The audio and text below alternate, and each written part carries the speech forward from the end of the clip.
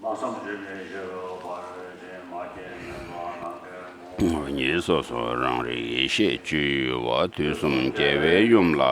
this is a homage to the mother of all the Buddhas, the perfection of wisdom, the perfection which is beyond words, inconceivable, inexpressible, unproduced, unobstructed in the nature of space, the object domain of the self-aware wisdom.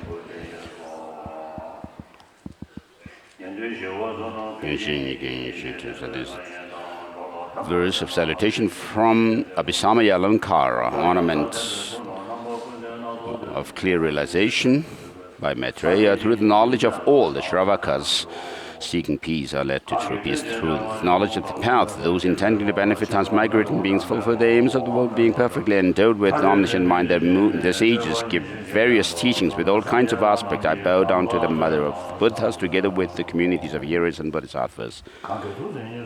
And I prostrate to the perfect Buddha, the best of teachers, who taught that which arises through dependent relationship is without cessation, without arising, without annihilation, without permanence, without coming, without going, without distinction, without identity, and peaceful, free from fabrications. Homage to the Gautama, who moved by compassion toward the sacred Dharma to rid us of all misconceived views. So the teaching that we are going to do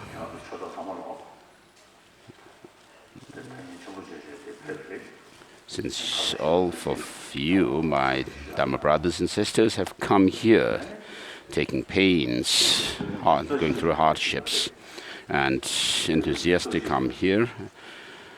We are today in the 21st century, where there is a very high advancement in science and technology and education related with science. And the religious traditions which have existed for over 1,000 years.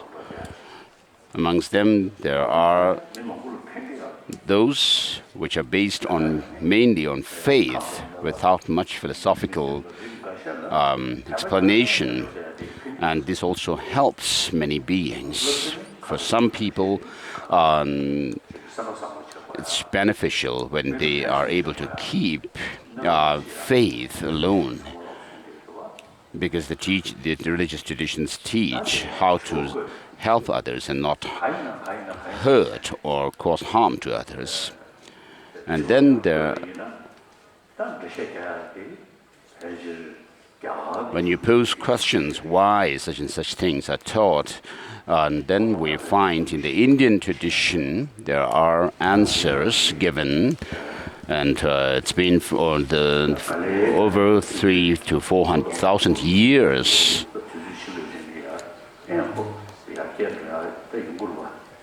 And then over the last 3,000 years, perhaps there had been more progress in the philosophical traditions of these teachings. So the Sankhya school talks about a pradhana, or the primal factor, and from which all the other things evolve. And so, in other words, there is the teaching within these Indian traditions. There is the teaching on the two truths, the conventional and the ultimate. And in Jainism also, Jainism also developed in India, and then after that came Buddhism. And so in this way, we could see there had been progress and advancements in the Indian traditions from the past. And the practice of shamatha, calm abiding, and vipassana, the penetrative insight, were there in the Indian traditions from a long time. And then as it advanced further in Buddhism, the Buddha taught that of emptiness. In the Heart Sutra we find mention of form is empty, emptiness is form. And so things are said to be in conventional terms, existent in conventional terms, and how, on the basis of the 12 links of dependent origination, the ignorance is taken to be the root of all cyclic existence. And this ignorance, the misconception, whether it is an erroneous view or not, should be checked in relation to the object it conceives. And so we can't just say this is erroneous without any reason.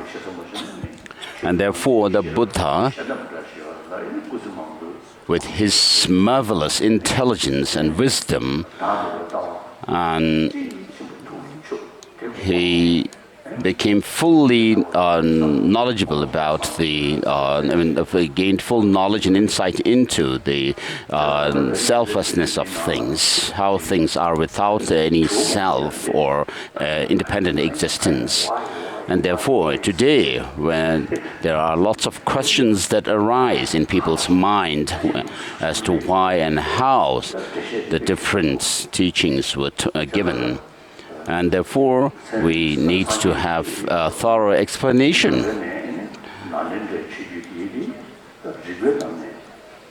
And so Buddhism in general, and in particular, particularly Nalanda tradition, teaches what is the ground reality, which is there, the basic thing, the reality, how things exist. Because without that reality, we cannot talk about how things come about through causes and conditions. And so there's the teaching of causality, the law of causality. And on the basis of that also we come about understanding that of how things appear and how the appearance is not the reality.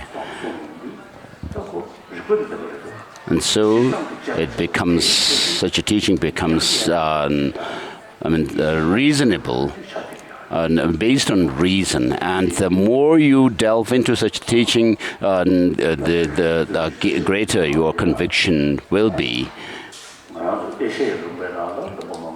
So in Asia, there are many countries which have been traditionally Buddhist countries, and today, in countries which were not traditionally Buddhist countries, where Buddhism had not spread in the past, Buddhism is spreading these days. And even amongst the modern scientists, there are people who are attracted to the Buddhist concept of dependent origination. And I asked one of my scientist friends whether this concept of dependent origination is found in science or not. The person said no. But today, in the recent times, this person told me that this concept of dependent origination has actually pushed itself into the scientific world, and now it has found a chair amongst the scientists, this scientific world. And so with regard to dependent origination, in Rinpoche's Gongpa Rapsel, there is the mention of the dependent origination in terms of causality, and then dependence in terms of parts and whole, and then ultimately that things are merely nominally existent and designated. And so these are the three levels of understanding the dependent origination. As I said yesterday also, things have no objective existence is even said in quantum physics. So someone who has quite a good understanding of quantum physics at that level, if you go further, not just being satisfied with the Chittamatra view, but we could go on to the understanding of the Madhyamakas, the Madhyamaka view, saying that things are merely nominally existent. And so if you actually logically check how things exist, that's the way it exists. that there's no other way but nominally designated that things are. And so Buddhism, and this, in particular the Nalanda tradition, is something which can go and side by side with modern science. And of course, the other religious traditions also are beneficial to so many people around the world. And amongst the religious traditions, we have Christianity, which is called serving humanity greatly in terms of education and health care. For example, in the case of Mother Teresa, she was totally dedicated for the well-being of others. And so her dedication comes through her faith in Catholicism. And so all the religious traditions are beneficial to human beings. But when it comes to explaining the teachings scientifically, we have the Nalanda tradition which can do so. So we, the followers of Buddhism as our traditional religion, it's very important for us to study Buddhism. If you really put the teaching of the Buddha under the lens of examination, I mean, we can actually do a lot of examination and analysis of the teaching. And when we study the Buddhaparamita on the basis of the ornament of clear realization, then of course, in Haribhadra's commentary on Abhisamaya Alankara, it says, it mentions two types of followers. One who are of dull faculty, following the Dharma on the basis of faith, and the other on the basis of reason, those of sharp faculty. Now, in order to practice the Dharma, we need to actually know how to go about with the practice from the foundation, building the foundation and then the walls and so forth, the roofs. So just as we would construct a house with a firm foundation and then the walls come up and the pillars and so forth and then the roof. So in the similar way, we should practice the Dharma. So the object or the goal of Buddhism is Nirvana. In other words, the true cessation, the ultimate the cessation is Nirvana. And so so with regard to Nirvana, there is Nirvana, which is a mere freedom from the mental afflictions.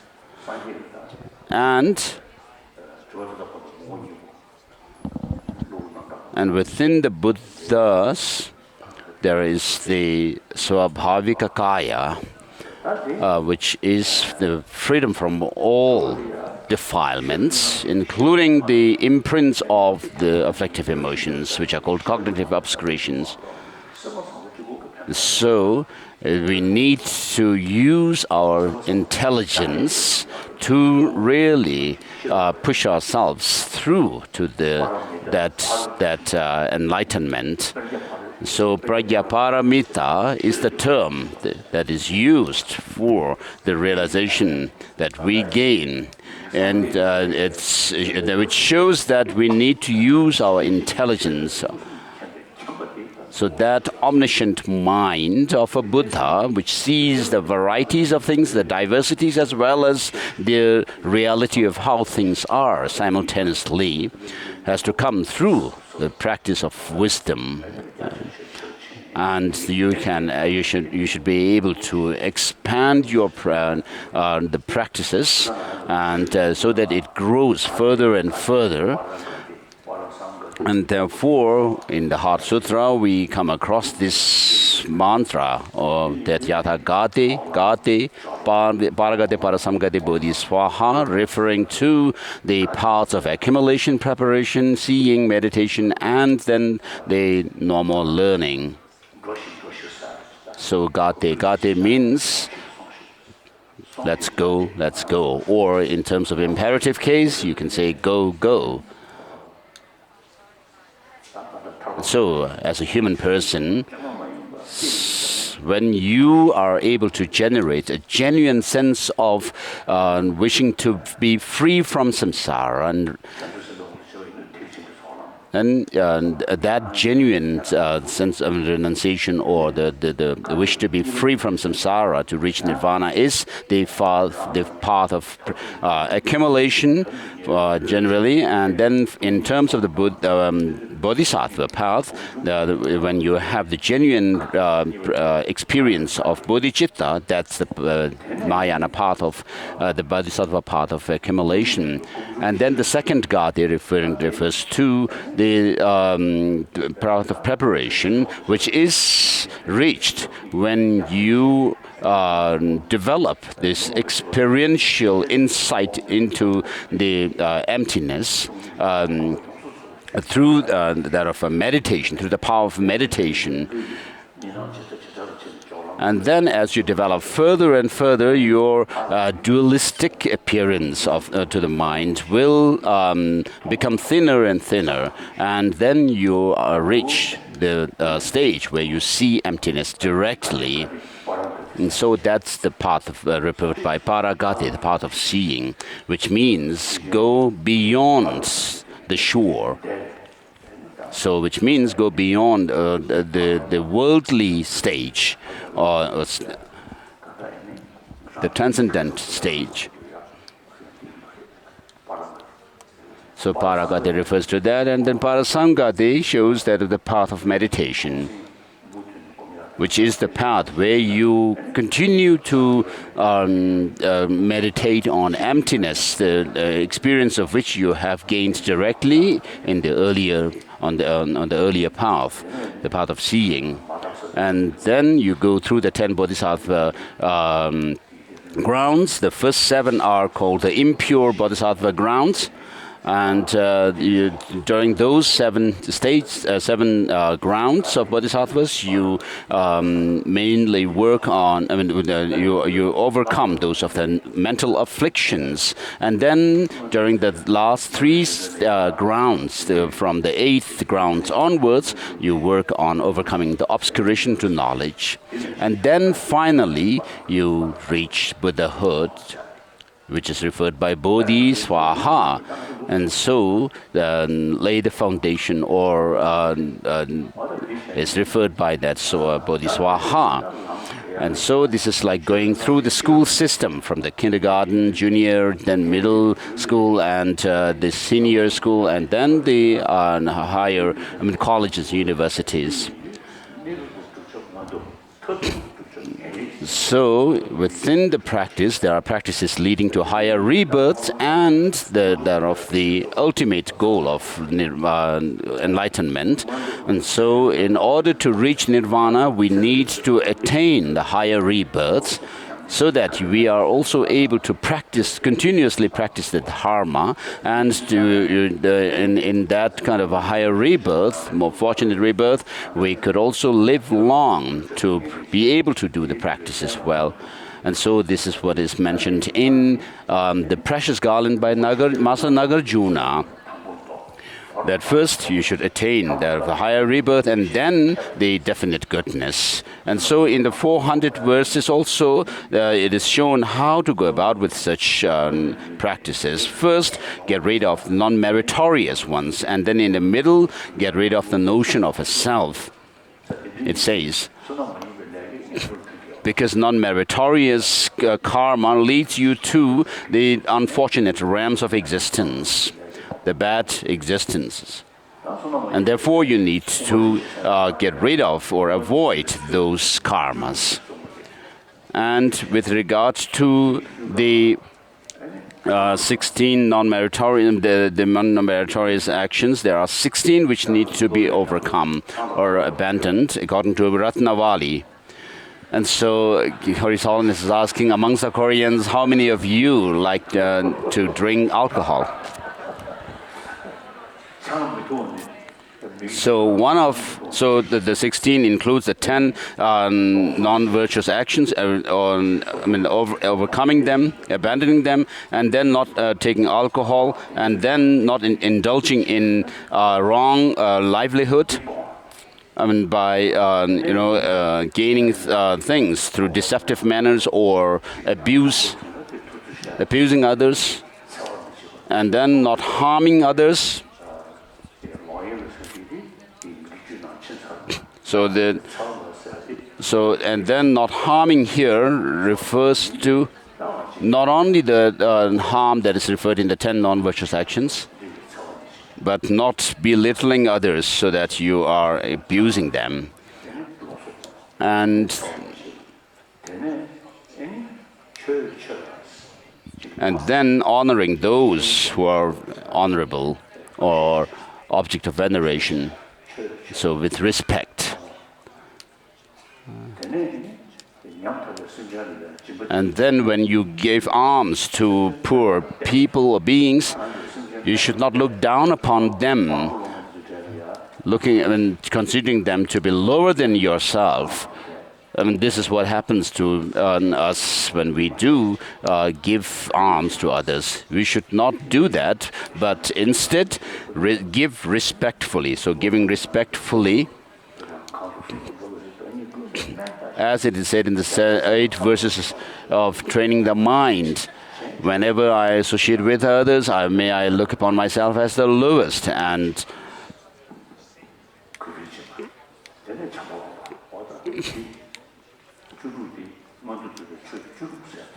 so these are the 16 causes or factors leading to higher rebirths mentioned in precious garland of Nagarjuna.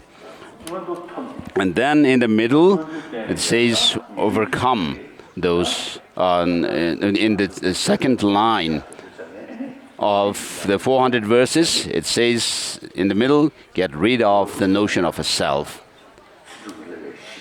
So in order to practice the higher views, we need to have morality as the basis. And with regard to morality, there are the vows taken that are taken by the lay practitioners as well as and those taken by the monastics.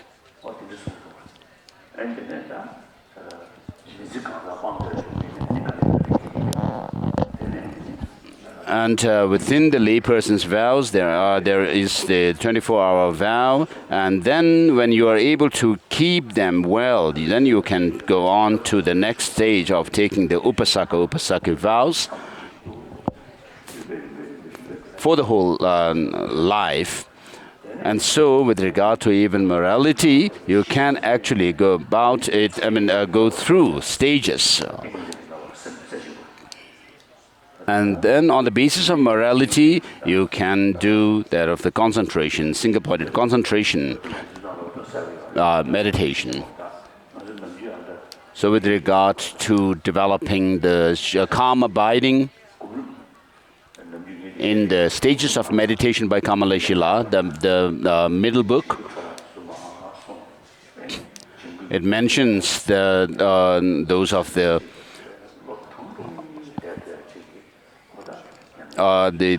shortcomings or pitfalls of that you may fall into, those of the mental laxity or thinking and excitation. So how they arise and how to overcome them are taught in this text. And then you develop single-pointed an experience where you are able to stay focused on the object single-pointedly with full alertness.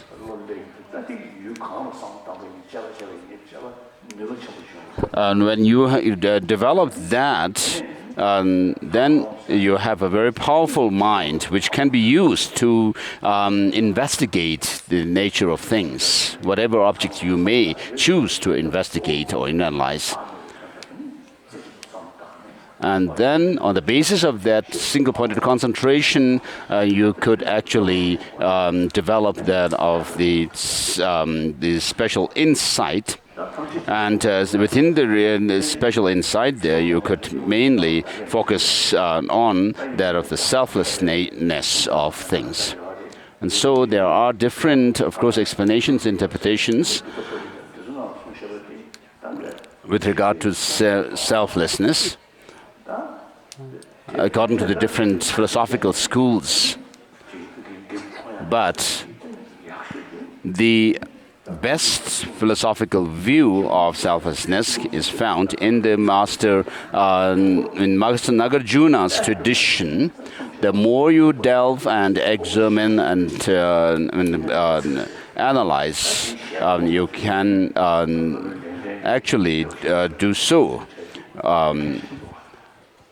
And therefore, in order to gain insight into this, we have the text written by the followers of Master Nagarjuna, and to help us push ourselves further into this view, we have also Bhaviveka's texts.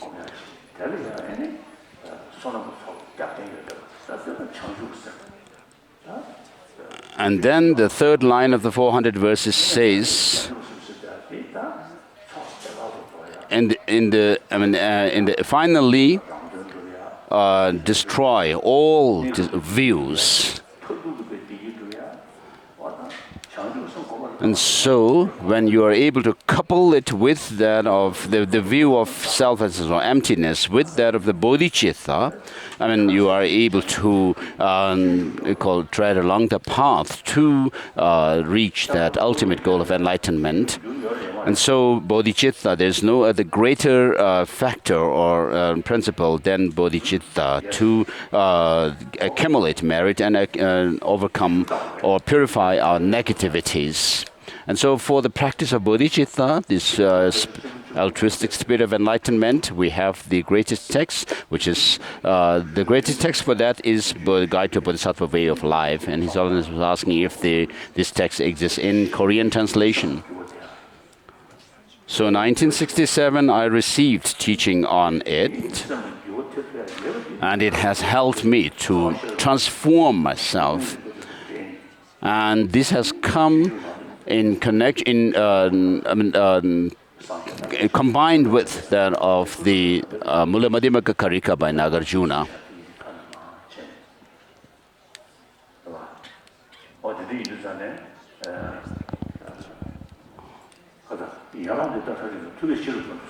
And then in the 10th chapter of Bodhisattva Charya Avatara, it says all these branches of teachings were taught by the sage for wisdom.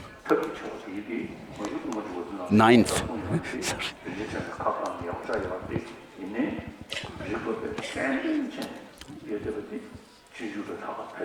So for developing bodhicitta, based on through reasoning, the best is found in that of Bodhisattva Charya Avatara. And in the chapter on patience, it actually teaches all the faults and defects of anger or hatred. And then on top of that, in the 8th chapter, it is the Shantideva teaches that the faults of self-cherishing attitude, the extreme self-centeredness, and the good qualities of cherishing others.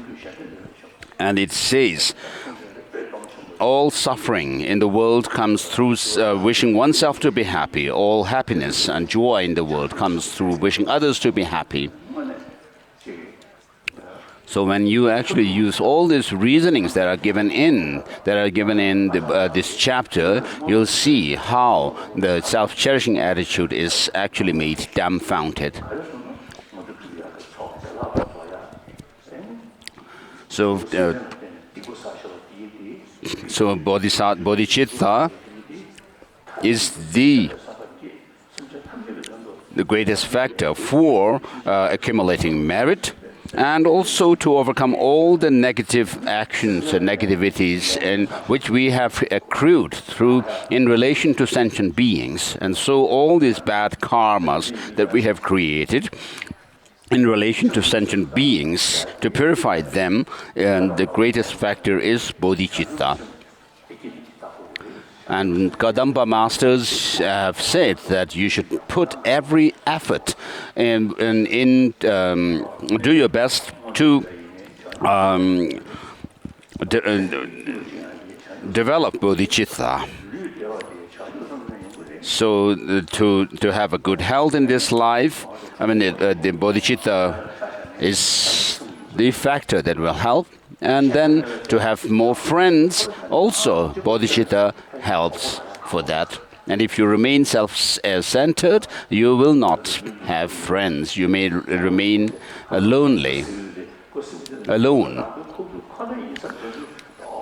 So when people find out that you are someone who is a totally selfish person, and of course they will also shun you. So as opposed to that, if you actually care about others, think about their well-being, and from the depths of your heart, even animals would come to you and appreciate you. Therefore,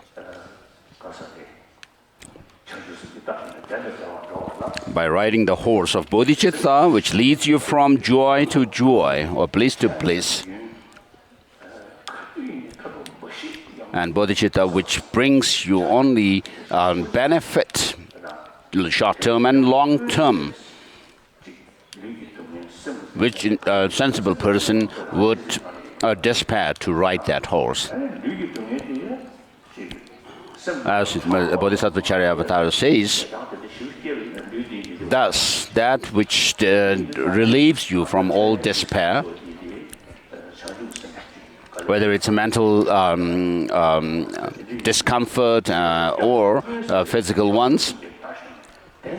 So, Bodhisattva Charyavatara says, which sensible person would actually feel discouraged to ride this horse of bodhicitta, which leads them from joy to joy. So there's no greater factor than bodhicitta to achieve great waves of your results that you would aspire to.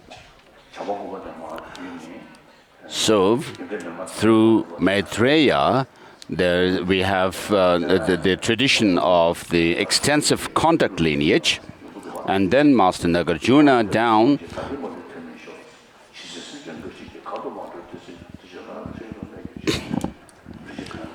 And Master Nagarjuna also mentions in the Ratnavali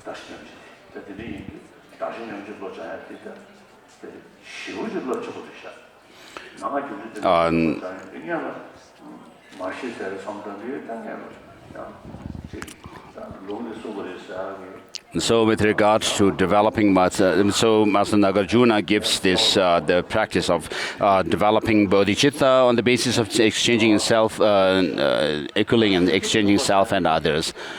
Whereas when we follow that of the tradition of developing bodhicitta on the basis of the 6 courses and 7 results, it becomes a slightly more difficult. So all the problems in the world that we see are because of selfishness of people and abusing and others and deceiving others is all due to selfishness. So if human beings who have this marvelous brain have such an attitude, then there's no need to talk about the poor animals who have no such brain. And so all our misfortunes, our problems, difficulties are rooted in our selfish attitude, and therefore this verse gives a great summary of how we create the situation for ourselves. As it says, all happiness or joy in the world comes from wishing others to be happy, all suffering from the wishing oneself to be oneself alone.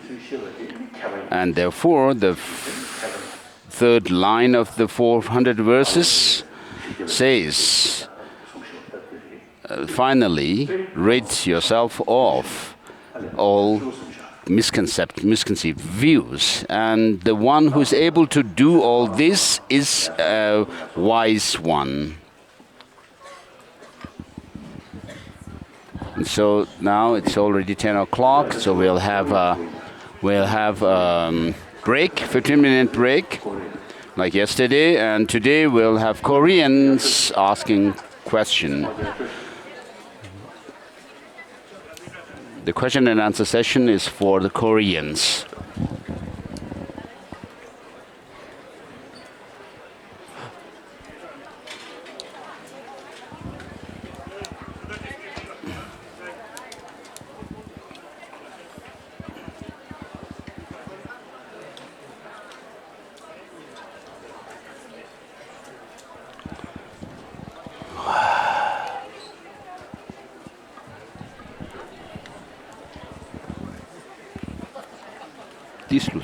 자, belajar ngamre.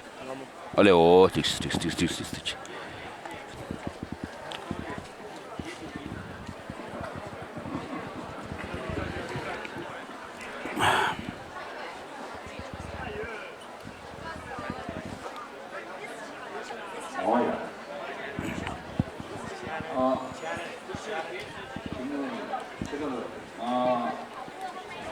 지가 조선 당긴 가르마 정원 가르마 이신한 조선 당긴 도수 대부분 나무 당고 통통 리와지기 미망고 시계 미망고 상하나 방황 첨보도 So many foreigners take interest in Tantra, thinking that it is the quick path, swift path to enlightenment, and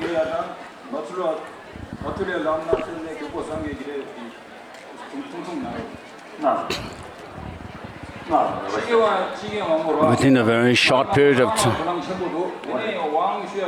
And they also like to take lots of initiations.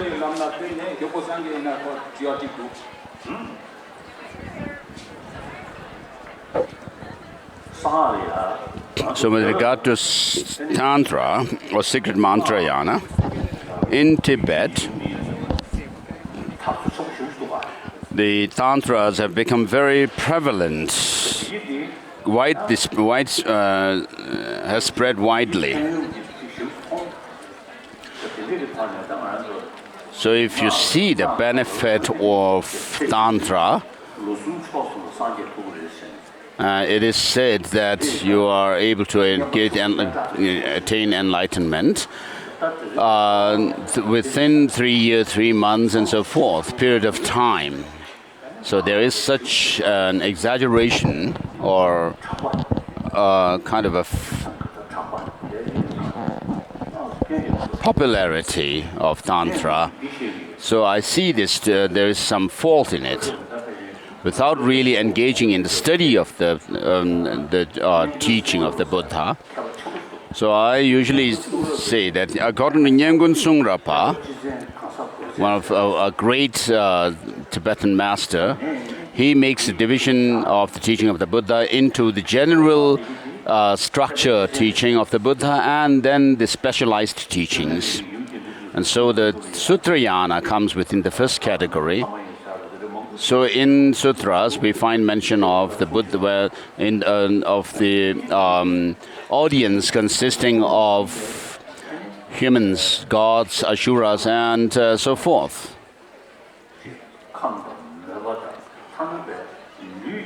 So according to the different mental dispositions, the character or the nature of people, and even taking into consideration those of the physical nature, we have the different tantric practices such as Vajrakilaya and so forth, which have to do with the practitioner's physiological structure and so forth, and those of the vital drops, channels, wind energies, and so forth of the practitioners. And so Tantra is meant for tailored for specific disciples. And then we have the visions of the Buddhas and so forth to some practitioner, and those practitioners have passed down these practices to their disciples. So we need to understand that in order to be able to practice Tantra well, you really need to study the teaching of the Buddha, and without the understanding of emptiness, you cannot do tantric practice at all. Because right from in the beginning of tantric practice, in order to for yourself to generate yourself into deity, you need to do meditation on emptiness. So Tantra has become quite widespread in Tibet, but people have not gone into the, done thorough study of the teaching of the Buddha. Ladel. Next question.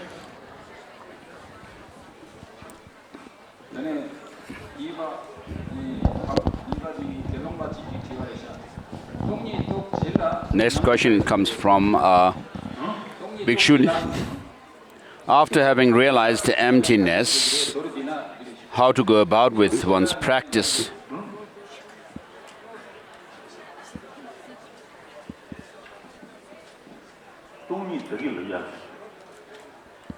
As I explained earlier, with regard to emptiness, for someone who is of sharp faculty, before even entering the path of accumulation, you need to have insight into emptiness, realization of emptiness.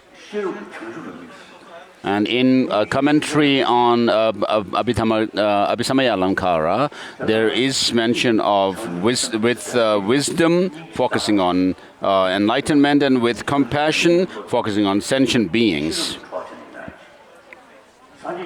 And so your practice of bodhicitta must be coupled with that of emptiness, view of emptiness.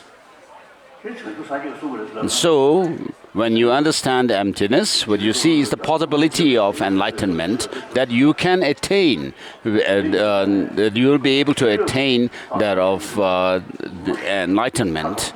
And with that understanding and realization, then you will be able to develop that of the bodhicitta. Without understanding of bodhicitta, you will not know what enlightenment is.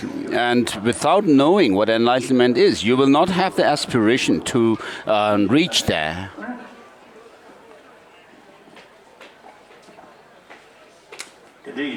And therefore,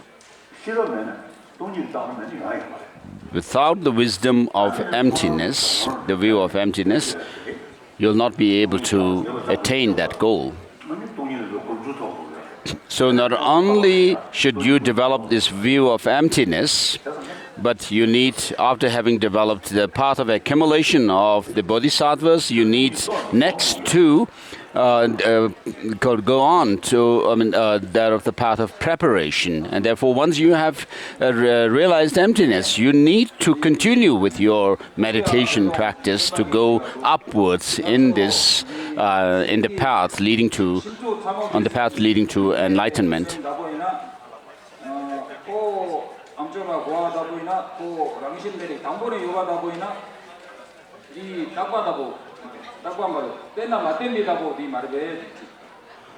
So if we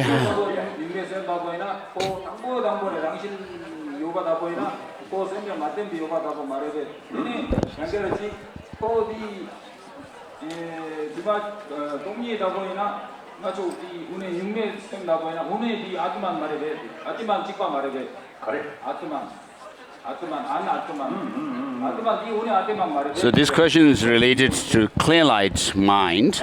If we have that clear light mind, which is pure from the beginning or something like that, and isn't it the case that it's not dependent on any other factors or causes? And then if we also talk about this clear light, isn't it the same as Atman or the soul?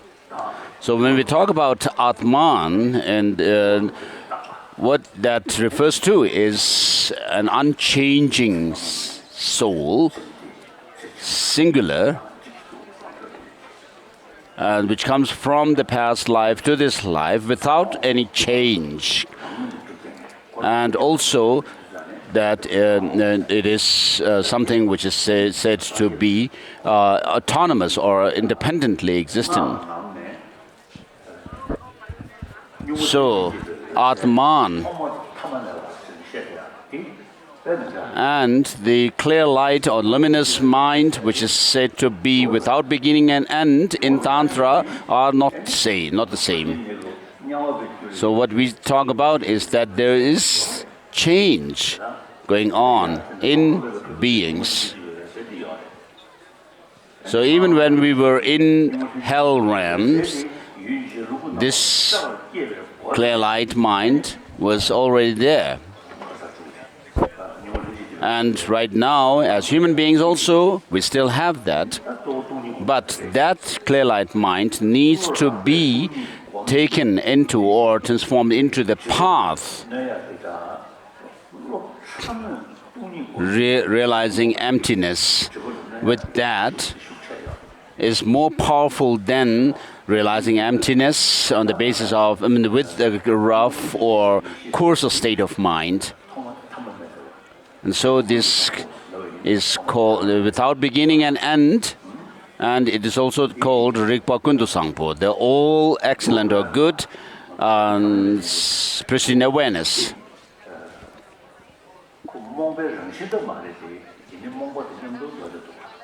Although we have this luminous mind, although it's not ignorance as such, but it is.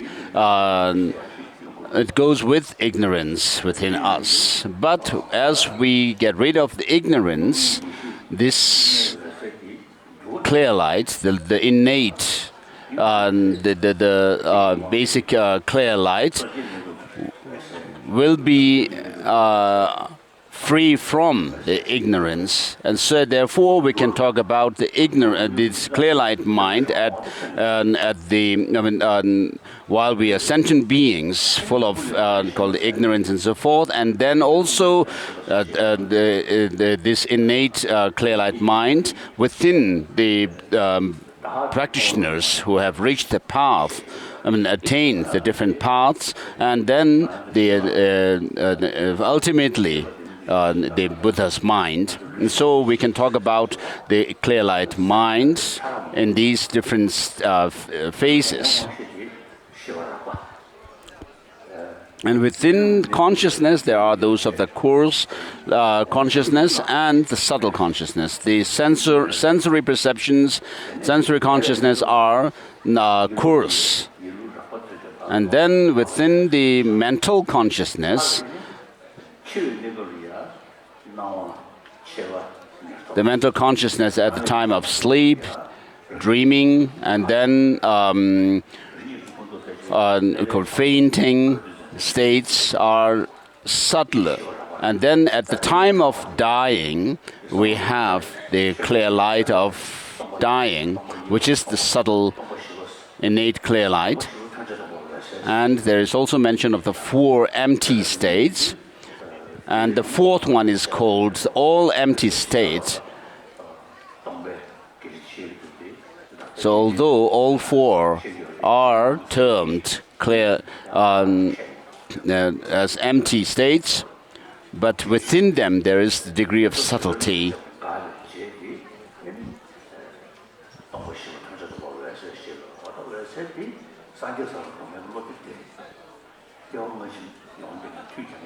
So the clear light mind that we actually refer to, which actually goes up to Buddhahood, is that state of clear light which arises in us after the cessation of those of the blackish near attainment, together with its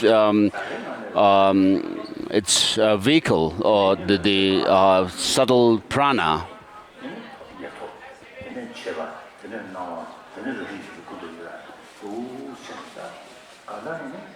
So as we go through the tantric practice, we go through the dissolution processes, and finally,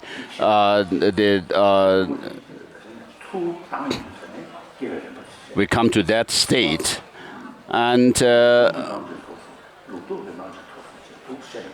And with regards to the dissolution process and the evolution of these different states of mind, all happen on the basis of this clear light mind. Everything arises from it, and the dissolution processes finally, in the dissolution process, all the different states of mind dissolve into this.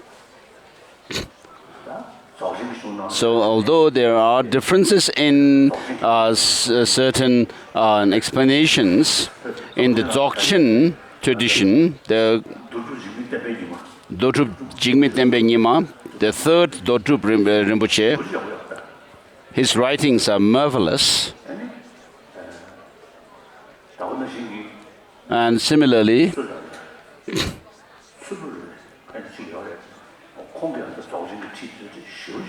either it's Tsulu or somebody else, their writing on Dzogchen is marvelous. And so, Dodrup Jen Rinpoche III had studied all the different traditions, the Madhyamaka philosophical tradition as well as epistemology, logic.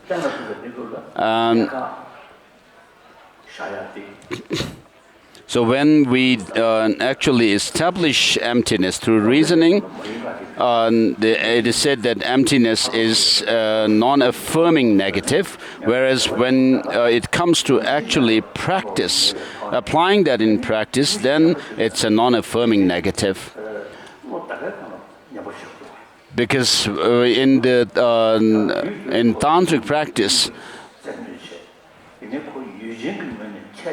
as we develop further, we come to the point where the great bliss is the mind on which you focus or maintain it. So there is some reason to say these things, that it is either emptiness is that of the non-affirming or the affirming negative.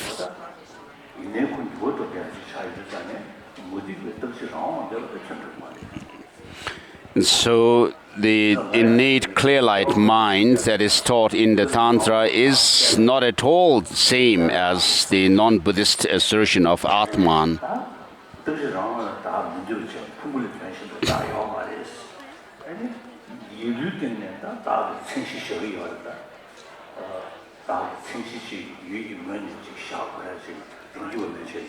So the Savatantrika Madhyamakas down, they actually point at something from amongst the aggregates as being that of the person or the being.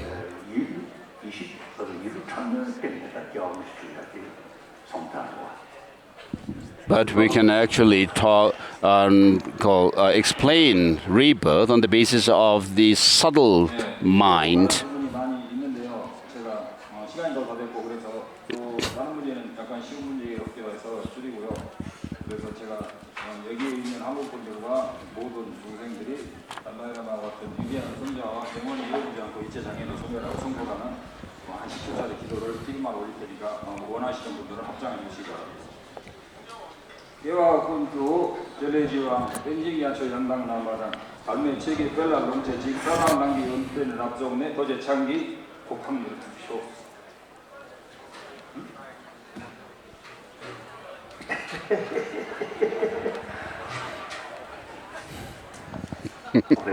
So he made a prayer to be able to be led by His Holiness, the perfect teacher, from life after life, and reach that of the state of Vajradhara. By enjoying the Dharma. So when I give statue of Buddha, Shakyamuni, I usually tell people that for Buddhists, Buddha is our founder. And one aspect of the Buddha is someone who is a logician. With regard to quantum physics, the concept was already taught by him when he taught that, for example, the Buddha taught the Chitmatra view, which rejects any objective external existence. A friend of mine, Indian nuclear physicist, Rajaramana,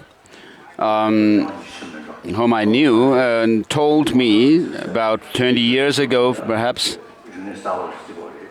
So in the West, it is considered some kind of a new knowledge, whereas in India, the concept of quantum physics was already there 2,000 years ago. And so the Buddha, you can see, is a logician or a thinker. And then, as I quoted this verse, O monks and scholars, just as gold is tested by burning,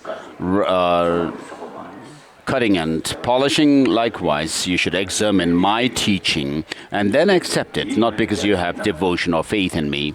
And so from this aspect, we can see, I tell people that we can see the Buddha was an ancient Indian scientist. So what is emphasized is investigation and analysis into things without and within. And therefore, the Buddha taught that of the concept of dependent origination, and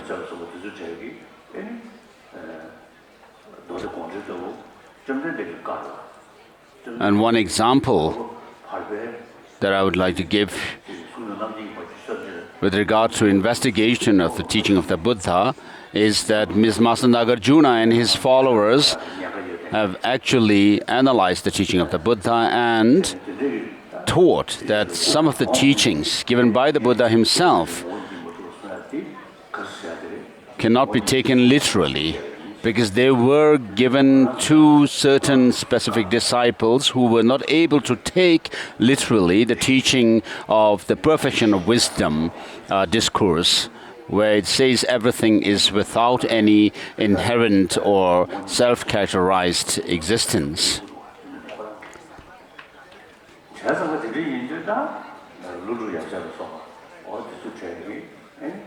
And so it is interpreted that the Buddha taught gave such a teaching with the three natures of in mind.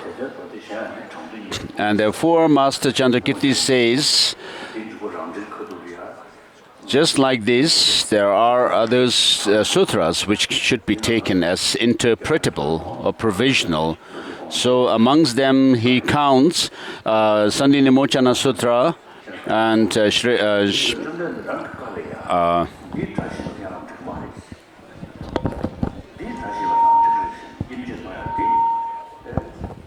whose is it?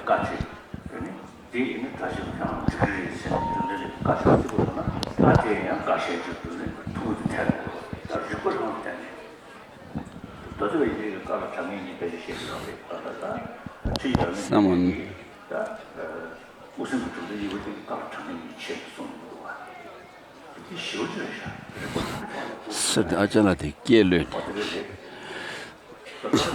Do you hear me? Okay.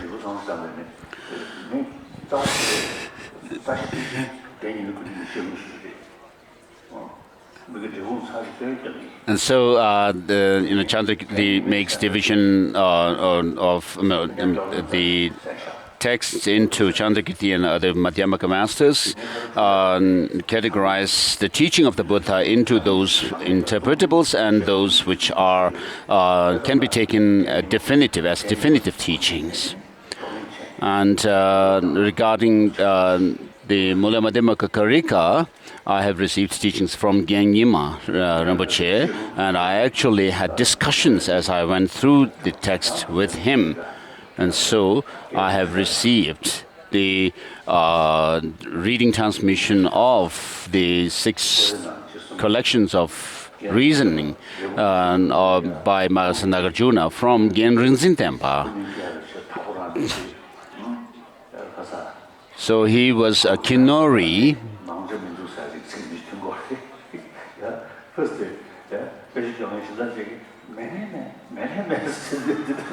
So because of his Kenori accent, people hear him differently. Some, when he says something, some hear that there was a tea offering in the monastery. Some hear like, let it be, even if that doesn't exist. I mean, the people hear what he says differently. So in other words, he's always saying that he has received these kind of oral transmissions from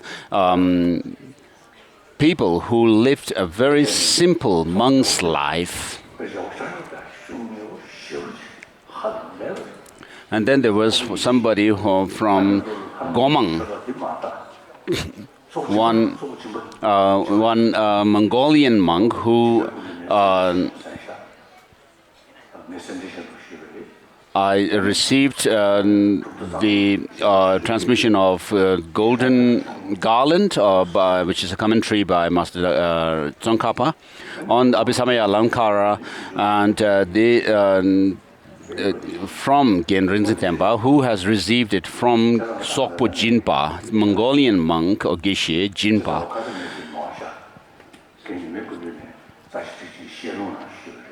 So I received from Gyanyima the explanatory commentary on the Mullamadima Kakarika by Nagarjuna.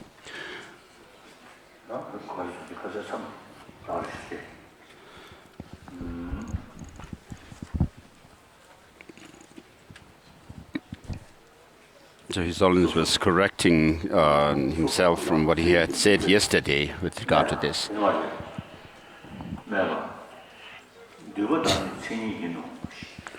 So we are on page 4. Go down to 3 paragraphs, and then there's objection. Collectively, there are characteristics. Response, even collectively, how could they exist in one thing at the same time? And so this is doing investigation. Of course, things... How could it be plausible that those with separately are not characteristics and collectively are contradictory, exist at the same time in one conditioned thing? So when we talk about arising, something comes into being, and when we say disintegrate or ceasing, it has gone out of existence. So in that case, when something is arising, at that same time it is not enduring or disintegrating.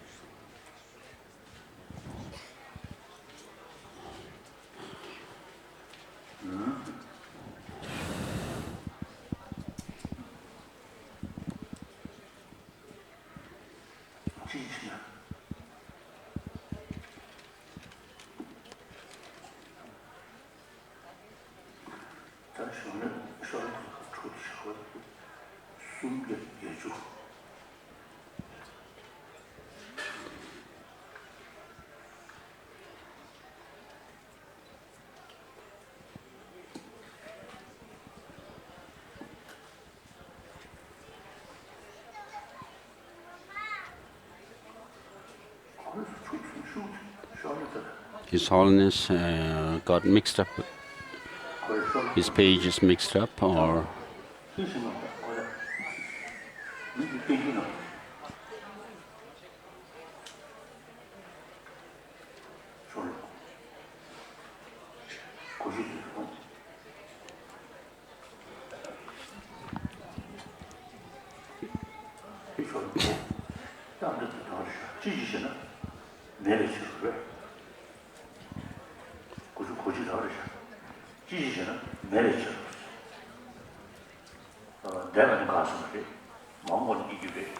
so the past has already ceased and the future is not yet to come.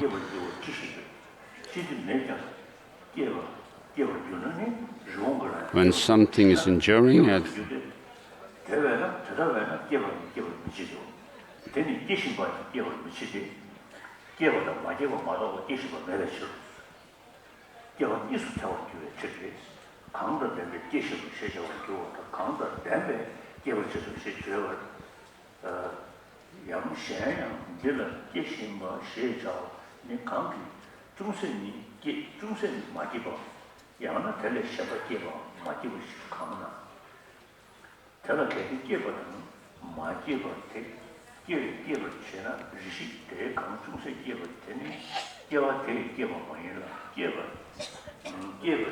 lost.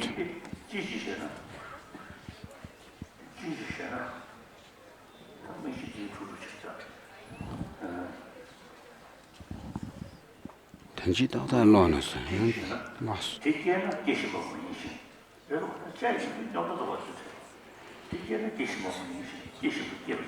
So consequently, it is not tenable that arising, enduring, disintegrating exist individually as characteristics of conditioned phenomena, since it is said that they arise simultaneously, and because those who know the reality of phenomena claim that arising, enduring, and disintegrating occur simultaneously, it is not tenable for them to individual characteristics. They serve together as characteristics, and so forth.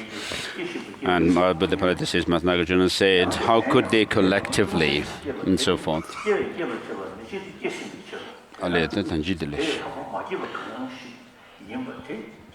So even collectively, how could they exist in one thing at the same time? How could it be possible that those which separately are not characteristics and collectively are contradictory exist at the same time in one conditioned thing? In that case, when something is arising at the same time, it is not enduring or disintegrating. When something is not enduring at the same time, it is not arising or disintegrating. When something is disintegrating at the same time, it is not arising or enduring. Therefore, it is not tenable that arising, enduring, and disintegrating are the characteristics of conditioned phenomena, either separately or collectively. Because characteristics are not tenable, conditioned phenomena do not exist. Why do you solely employ fallacious arguments such as this? The arising, enduring, and disintegrating of any existent thing are conditioned. So, because they are fallacious and so forth, and we employ them solely in order to make known their fallacious nature. Tell me what it is that arises. Objection: a vase arises. First thing well and tell me at what point does the so-called vase come into being. When it has not arisen, something called a vase is impossible. When it has arisen, it is called a vase, and it possesses the three characteristics, because a vase is a conditioned phenomena, and that at the same time, the arising is a characteristic of the vase. In response, but how could this, on page 5, how could this be tenable? What use is there for that which already exists to arise again? What use would characteristics be for something which already possesses characteristics? But if you think that which is not a vase arises, and having arisen it becomes a vase, then that also is illogical. Is that which is not a vase something which arises?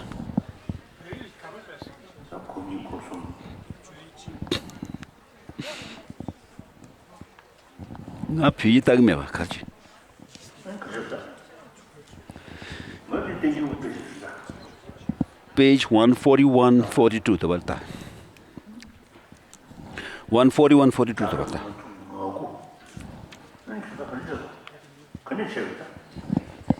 Timarti Thepdinal 41, 141 Dawata.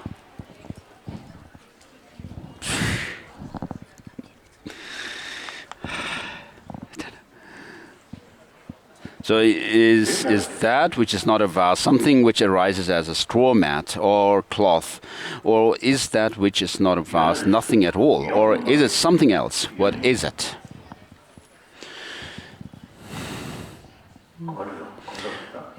In that regard, first, if it were a straw mat or cloth that rises, then having arisen as that, now would it become a vase? But if that which is not a vase were nothing at all, how would that which is nothing at all arise? So I'll just take a rest and find the page for me, is all I'm saying.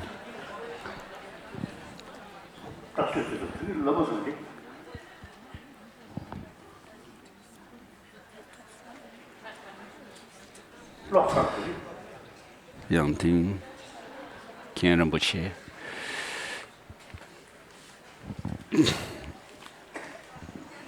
Yang Rinpoche seems to have given some page to His Holiness, and His Holiness said he has already read it. So the more the confusion in the pages, the more rest I get.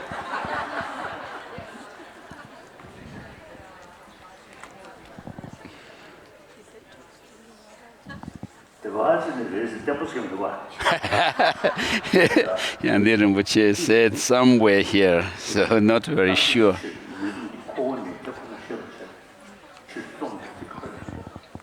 The copy in the guys, I didn't look at that.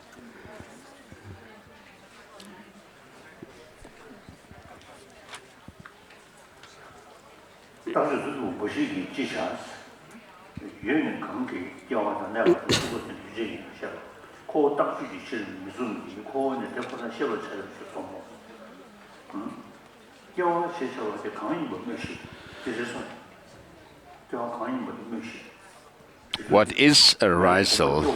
Tell me.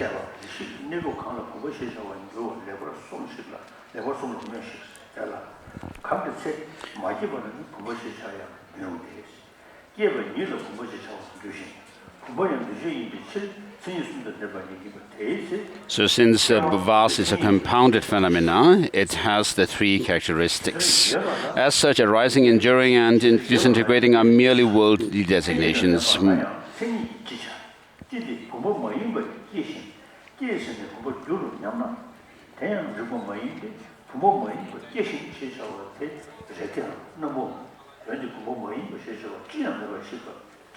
Already read.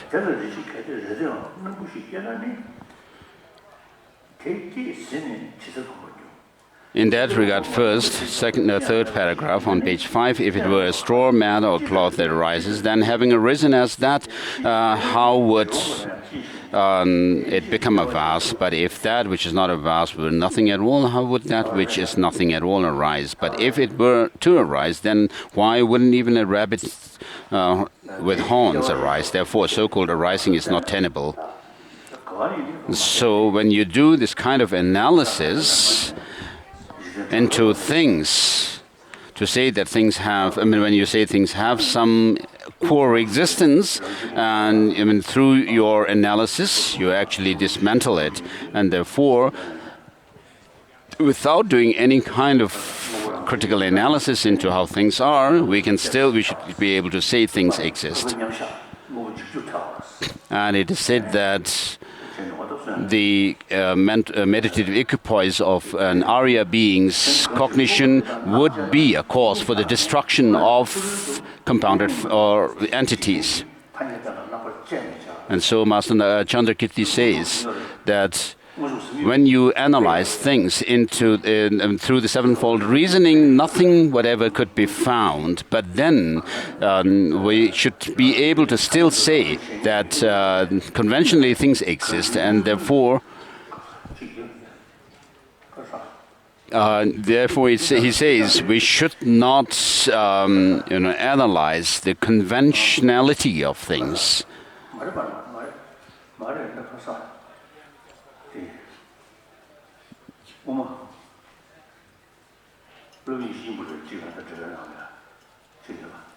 So Jnana Garba or somebody has, Indian master Jnana Garba or somebody has said, where it says you should, this should not be analyzed. Things appear to have some objective existence, and therefore that is how things exist, and this should not be analyzed.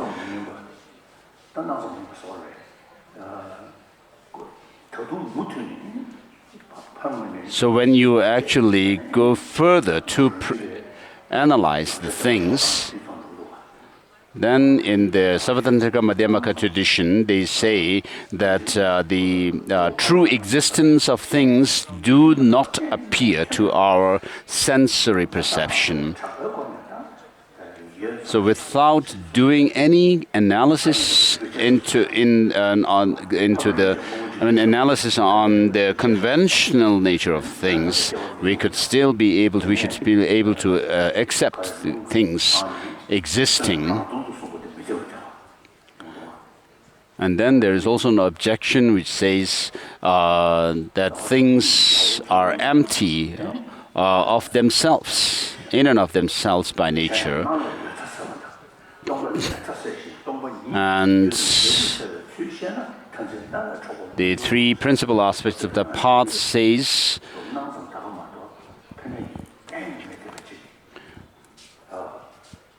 the appearance is dispelling that of the extreme of existence, and emptiness dispelling the extreme of nihilism.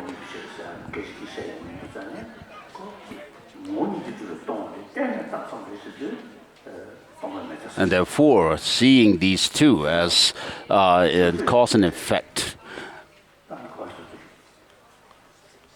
you will not be carried away by or captivated by the extreme views.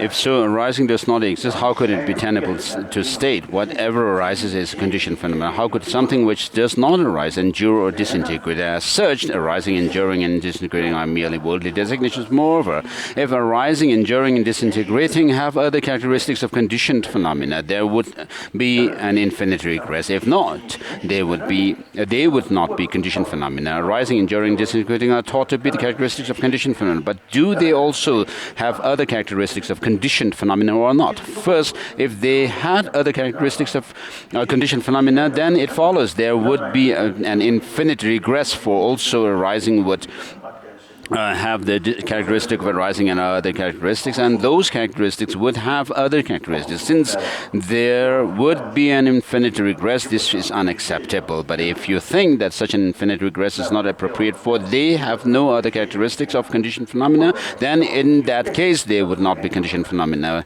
and so forth. And next comes Buddhapalita Madhyamaka Vritti, Mula Madhyamaka Vritti, section 3, objection: arising, enduring, and disintegrating conditioned phenomena, but it does not follow there is an infinite regress. Why? And then there's answer: the arising of arising causes, the generation of primary arising alone, and primary arising also causes the generation of the arising of arising. If properties arise from phenomena such as consciousness, there are 15 plus itself. That phenomena itself, the arising of that phenomena, the enduring of that phenomena, the disintegrating of that phenomena, the possession of that phenomena, the aging of that phenomena. And here, if that phenomena were white or virtuous, then that phenomena would be liberation. Or if that phenomena were black or non-virtuous, then it would be the false liberation of that phenomena. So too, if that phenomena were renunciation, it would be the renunciation of that phenomena. But if that phenomena were non-renunciation, then non-renunciation of that phenomena would be generated. These are called retinue. then arising of arising, the enduring of endurance, the disintegration of the disintegration, the possession of possession, the aging of aging, liberation of liberation, or the non-liberation of non-liberation, the renunciation of renunciation, or the non-renunciation of renunciation arise. They are called retinue of the retinue. As such, the property of arising plus the basis itself is the arising of 15. That which is primary arising causes generation of 14 that are said to be properties other than the primary characteristic. The arising of arising causes primary arising alone. Thus, since one causes the generation of the other, the infinite regress does not occur. So too, primary endurance causes the endurance of endurance.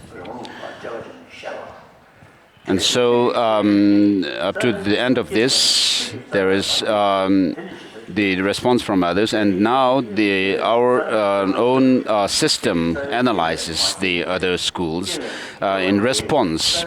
It says, if for you the arising of arising causes the generation of primary arising, how for you could that which is not generated by primary arising cause the generation of that?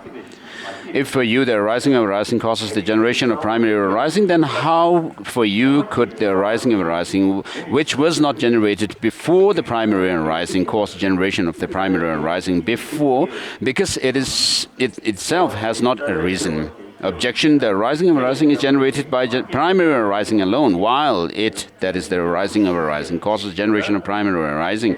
It is not that which does not cause the generation of it. Response: if for you primary causes, primary arising generates primary arising through that being generated, then how could it cause the generation of that through primary arising not being generated? If for you primary arising causes generation of primary arising through the arising of arising being generated, then how could the arising of arising cause the generation of the arising of arising through primary arising not being generated? Thus, for you, one depends on the other, but in this context, it is never permissible that one depends on the other. Objection: the arising that now arises causes generation of the arising of arising, but that which has not yet arisen does not. Response: if for you that now arising and not yet arisen has caused, can cause the generation of that, then you would have to accept it generates that.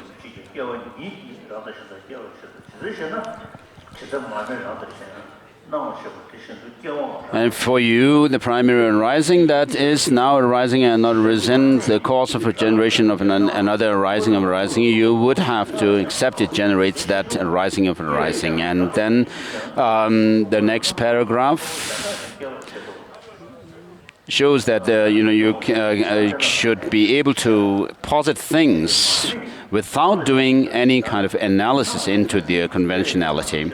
And then the objection says, though generation is not caused by another arising, arising itself causes generation of itself and others. How? Just as lamplight illuminates itself and other things, so too arising causes generation of itself and also other things. Just as lamplight illuminates itself and illuminates other things such as a vase or a cloth, so too arising also causes generation of itself and also arising generates other things such as a vase or cloth. Response: if lamplight were to illuminate itself and other things, then you would have to accept that arising also causes the generation of itself and the other things, just as lamplight illuminates itself and other things. But lamplight does not illuminate itself and other things. Why? Here the Master says, there is no darkness in lamplight or where it exists.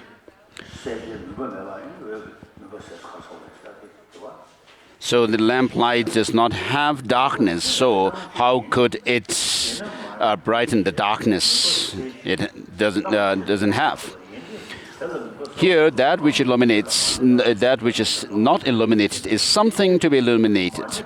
And something is not illuminated due to being obscured by darkness, but a lamp devoid of illumination due to that lamplight being obscured by darkness does not exist. Also, it is not reasonable to say it illuminates others, for there is no darkness in other places where lamplight exists, because darkness does not exist there. A lack of illumination does not exist there. But if it does not illuminate itself or others, what does lamplight illuminate? Please respond. Objection: illuminates since it eliminates darkness.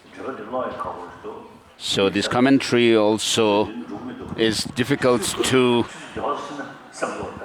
very difficult to read through, and my eyes are not very clear, and the time seems to be stuck somewhere.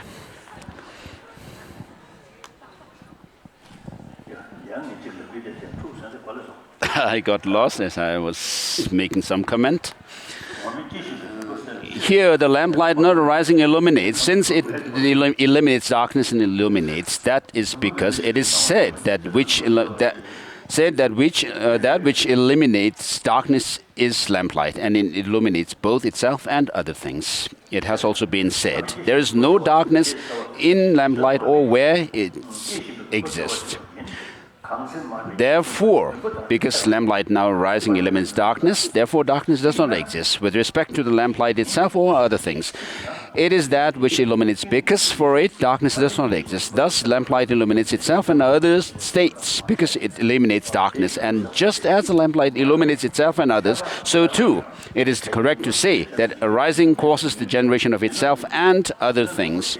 Tell me, respondents, tell me how lamplight now arising eliminates darkness. For then lamplight is now arising. When lamplight is now arising, it does not contact darkness. How could lamplight now arising eliminates darkness? When lamplight is now arising, it does not contact darkness, because it is impossible that lamplight and darkness exist in the same place. Therefore, how could lamplight now arising eliminate darkness, since it does not contact darkness? If lamplight were to eliminate darkness without contacting it, then all the darkness enduring in the world would be eliminated by its presence. But if lamplight were to eliminate darkness without contacting it, in that case, then all the darkness enduring in the world would be eliminated by the presence of this lamplight. But since all darkness is the same in not making contact with this lamplight, how could a difference arise between it eliminating some darkness and it not eliminating darkness?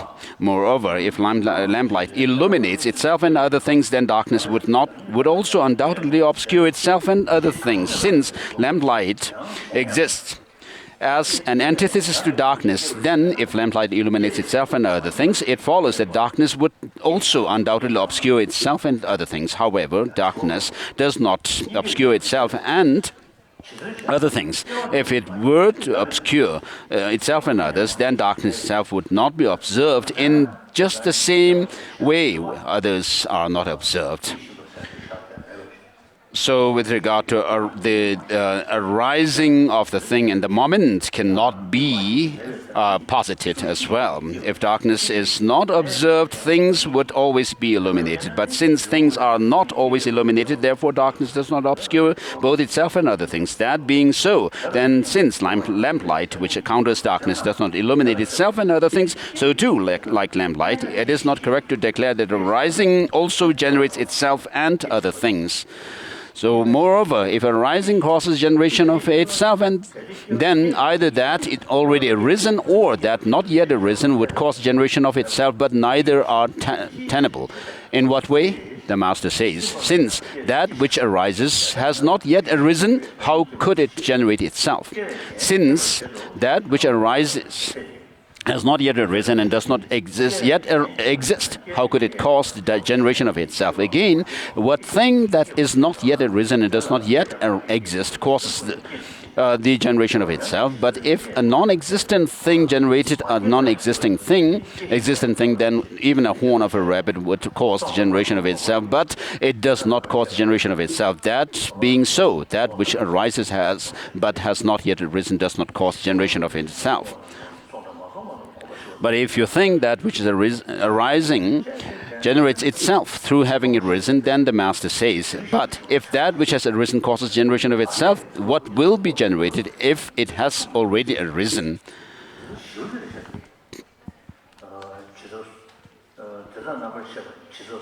So if that which arises has already arisen, then it makes no sense to say that it causes generation of itself. Since that which arises has already arisen, why would something that has already arisen arise again? In that case, it is also untenable to say that which has arisen does not cause generation of itself, and that which arises causes generation of another.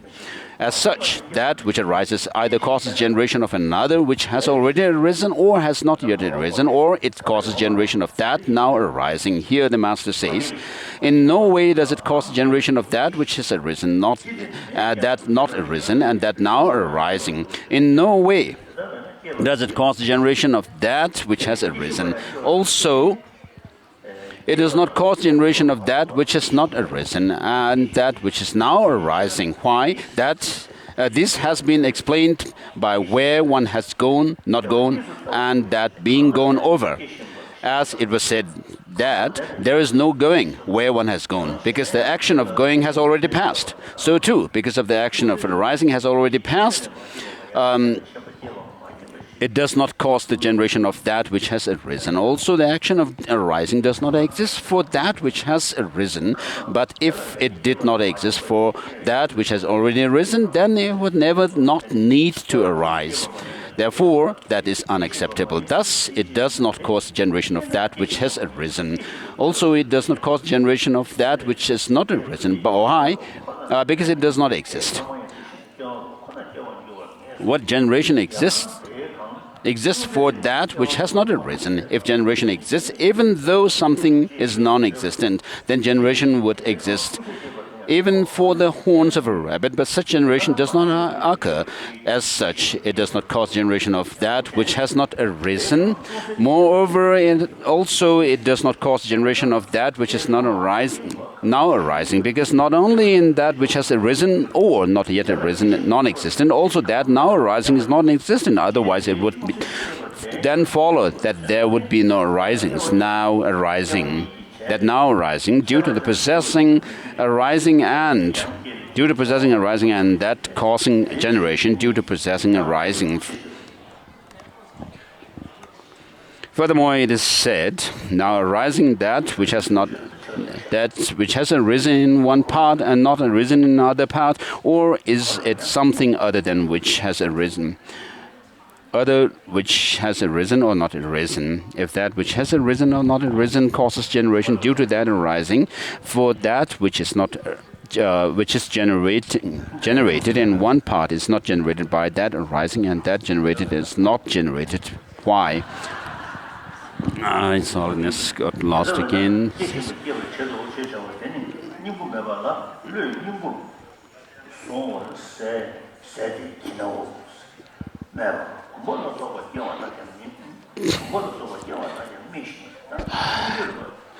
So the objection on page 10, since vases and so on arise are observed, and since vases and so on that are used for various purposes exist, therefore it may be said that if arising exists, that which now arises is generated in dependence on arising and in reliance on arising. Response: when arising exists, that which is now arising occurs. When it does not arise, how can you say that now arising is generated in dependence on arising?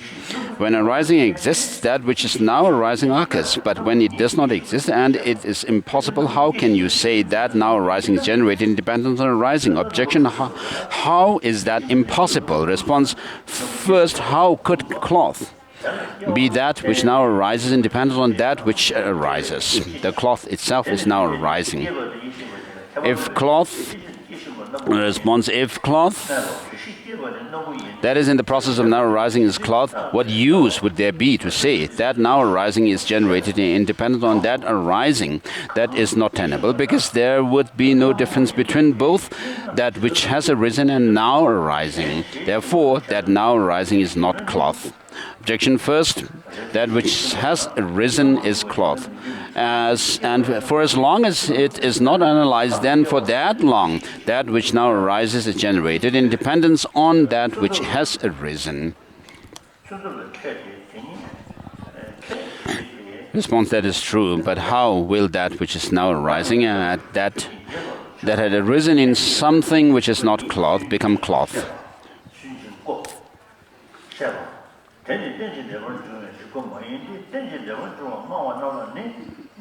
And then the next objection, and is now on the response.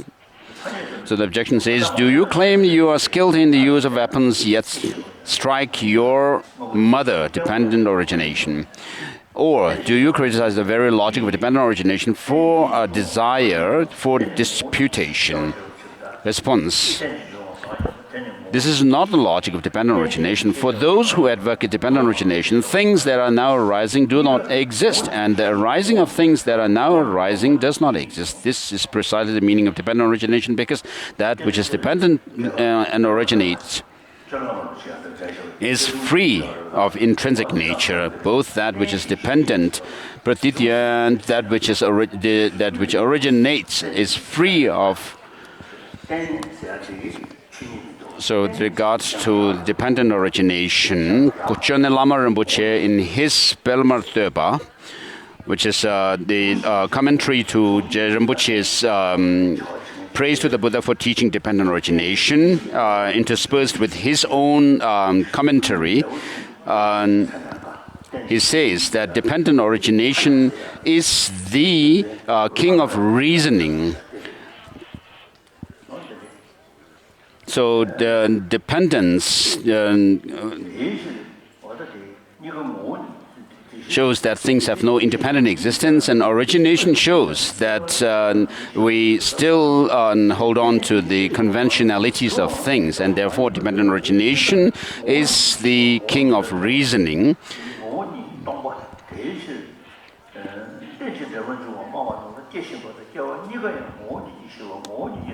Devoid of intrinsic and empty of intrinsic nature. Therefore, that now arising and arising also are free of intrinsic nature. Thus, because both that which is dependent and that which originates are free from intrinsic nature, devoid of intrinsic nature, empty of intrinsic nature. Therefore, for those who advocate dependent origination, for that now arising and itself are free of intrinsic nature, devoid of intrinsic nature, empty of intrinsic nature. How then could it be possible to say those two, which are empty of intrinsic nature, generate that now arising independence, arising itself? Objection: action is initiated in dependence on causes and conditions, because until a thing has arisen for that long, it is actively generated. Therefore, since such action is not initiated in dependence on the arising and just that thing itself, nor in action initiated for that which lacks a basis or cause, a thing arises in dependence on causes and conditions being activated, and it comes to arise in dependence on the arising response, in dependence on the causes and conditions of what is action initiated. Objection: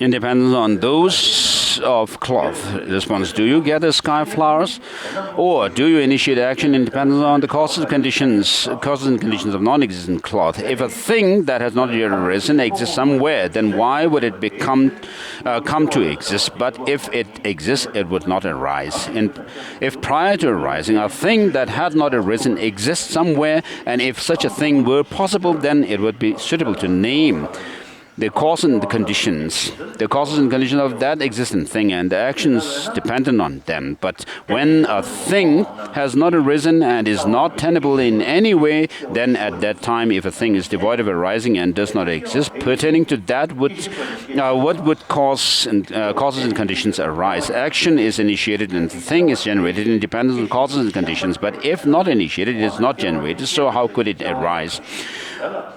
When it does not arise anywhere, how could it come to arise in dependence on that which arises? That being so, the view of those who advocate dependent origination, that both what is now arising and arising itself are free of intrinsic nature. Moreover, if this arising causes generation of that now arising, what arising causes generation of that arising? If this arising causes generation of another now arising, then what arising causes generation of that arising? But if you think that another arising causes generation of it, then the Master says, if another arising causes generation of it, and infinite regress would ensue. If another arising causes the generation of this now arising, then in that case an infinite regress would ensue.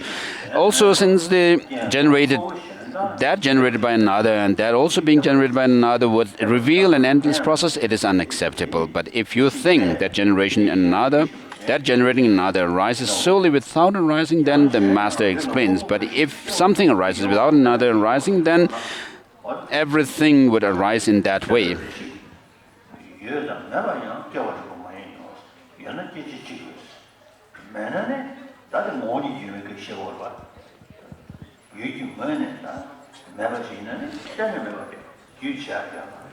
So moreover, on page 13, it says, moreover, if things were to arise, they would arise either as existent or non-existent entities.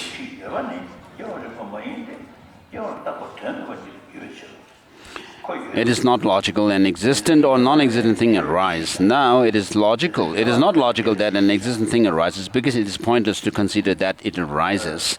What use is it for something that already exists to arise again? Also, it is not logical for a non-existent thing to arise. Why? Because it is non-existent. What use is it for it to arise? But if a non-existent thing were to arise, then the horns of a rabbit would also arise. Fault would arise for those whose faults have been eradicated. Therefore, this is unacceptable. That being so, it is non-logical that non-existent things arise. But if you think something that is both existent and non-existent arises, then nor also that both existent and non-existent, nor also it is logical that something both existent and non-existent arise. In what way? This was explained earlier. Previously it was said it is not logical that an existent or non-existent thing arise. Both existent and non-existent existence are refuted by the previous refutation, since these two follow each other.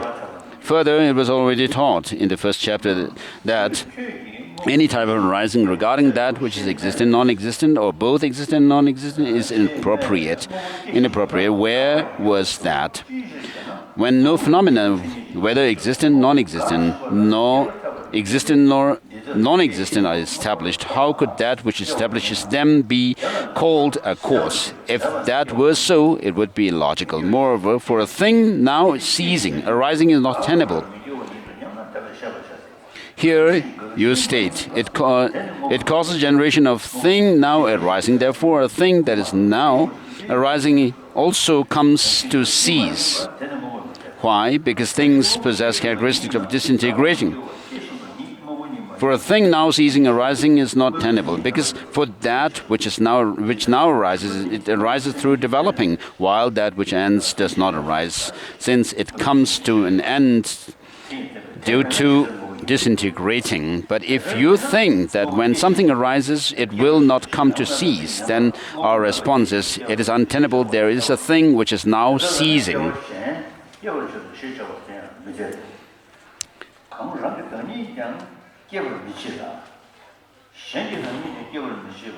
If a thing now arising did not cease, that now arising would not be a thing. Why is that? Because it would not have the characteristic of a thing. Thus, since disintegration is taught to be a characteristic of a thing, if a thing lacks disintegration, how could that thing exist?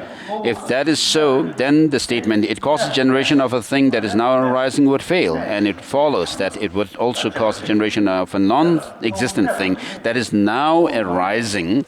That being so, also to say it causes generation of another, since it arises, is untenable. But now how could that which does not arise, the generation of itself, cause the generation of another? Thus arising does not exist. Endurance exists.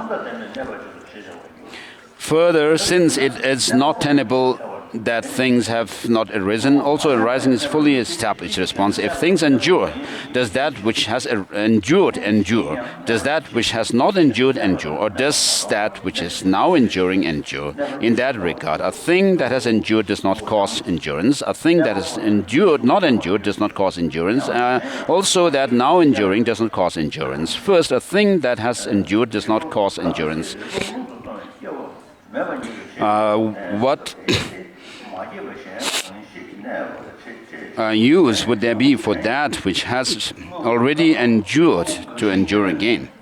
It follows that endurance would be twofold: that which endures due to possessing endurance, and that causing endurance due to possessing endurance. If that were so, then the one who endures also would be twofold, but that is unacceptable. Also, a thing that has not endured does not cause endurance. Why? Because the two, that which has endured and that which has not endured, is incompatible. Also, now that enduring does not cause endurance, because that now enduring, that is separate from that which has endured, and that which has not endured is impossible. Also, it follows that endurance would be to fault, and the agent as well would be to fault. Moreover, what other thing that has not arisen cause endurance?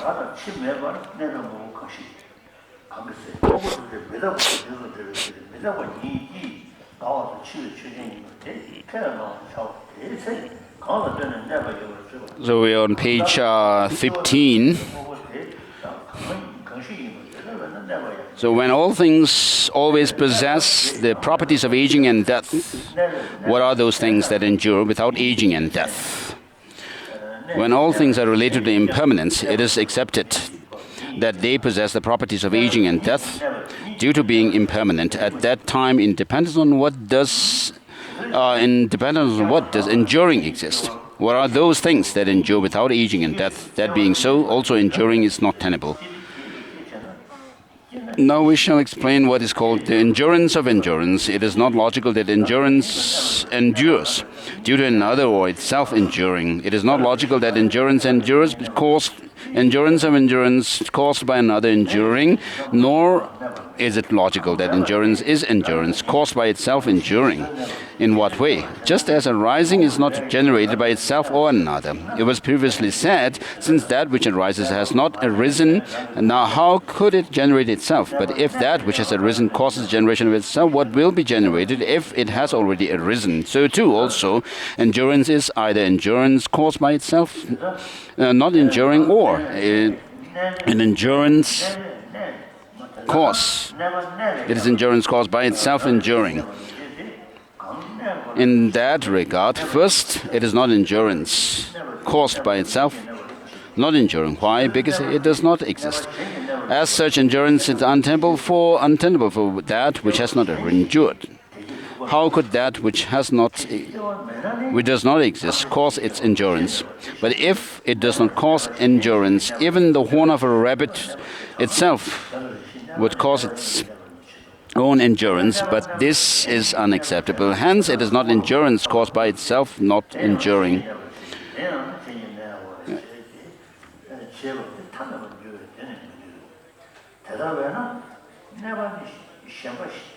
It is not endurance caused by itself enduring. Why? Because it is endurance itself.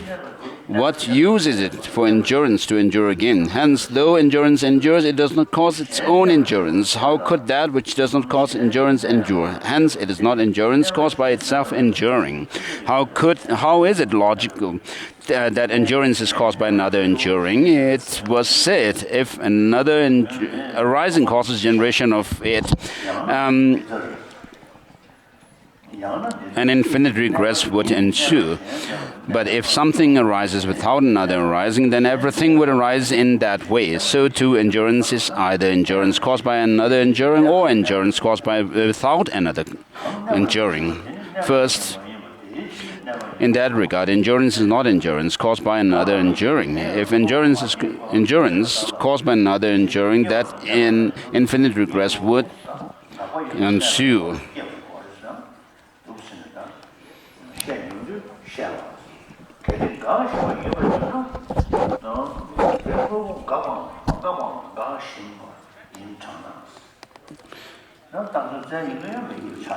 So objection on page 16 says cessation exists.